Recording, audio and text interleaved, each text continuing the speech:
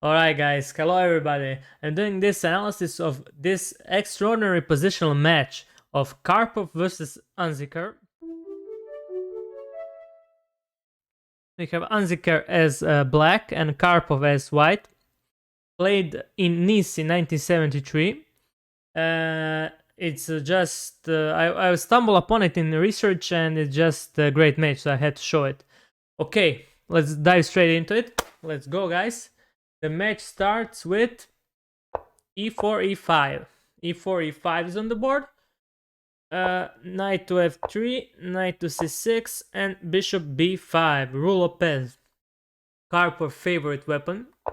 a6, chasing away the bishop. Bishop to a4.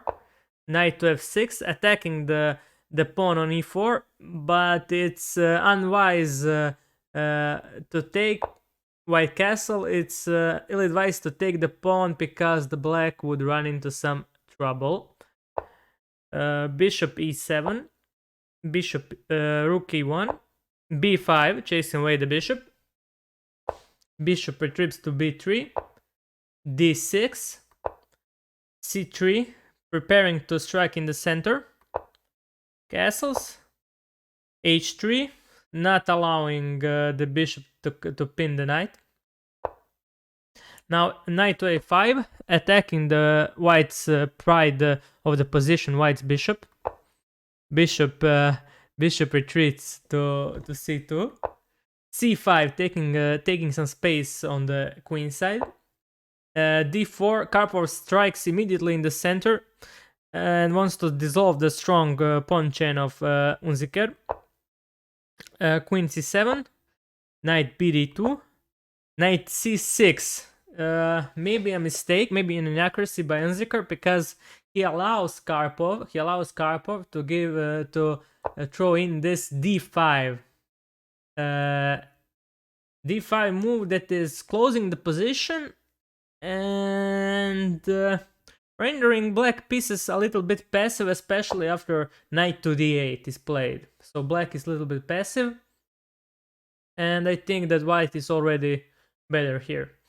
So match continues with a4, Karpov striking on the flank, expanding and hoping for the control of a file.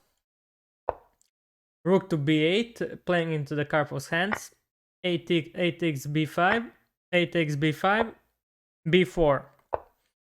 Knight to b7, knight to f1, knight to d7, little bit of maneuvering. Bishop e3, putting pressure on c5 pawn. And the rook back to e8, a8, trying to challenge Karpov's control of only open file a file.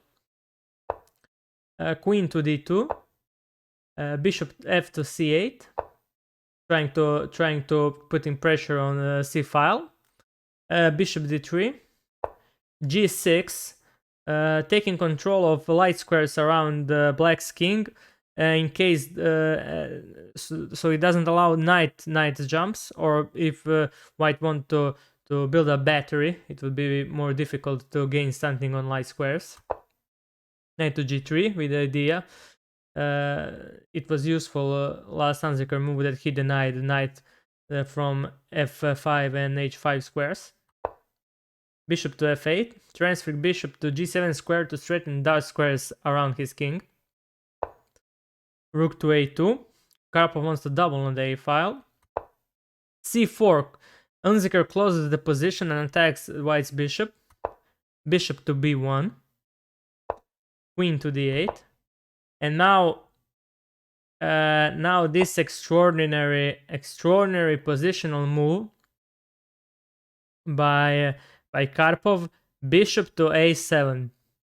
Closing down the a file, so Karpov can double his rooks and take control of the a file, and Unzicker can't do nothing about getting rid of this bishop. This is the perfect example of Karpov superior positional play and strength. This is just awesome move, that practically positional move that won him the game. So we continue. Knight to e8. Bishop c2, knight to c7, and finally a rook e to a1 and doubling the rooks and taking control of a-file. And now everything is coming to an end. I have to take a sip of water because of this phenomenal a-file maneuvering.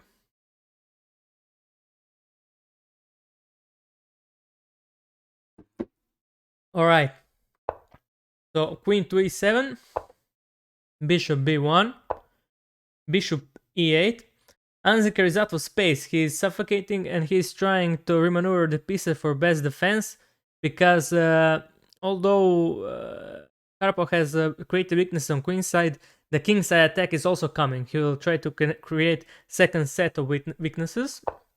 Knight to e2, knight to d8, knight to h2, prepare for f4, bishop to g7, again strengthening dark squares around his king, f4, just going on to the attack, f6, trying to straighten the defenses, and f5, taking even more space on the king side for Karpov.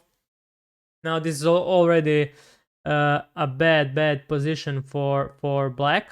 He's running out of space, slowly but surely. g5, he closes the position, little too late. Bishop c2. As we can see, there is a lot of light square weaknesses also around black's king that Karpov will exploit.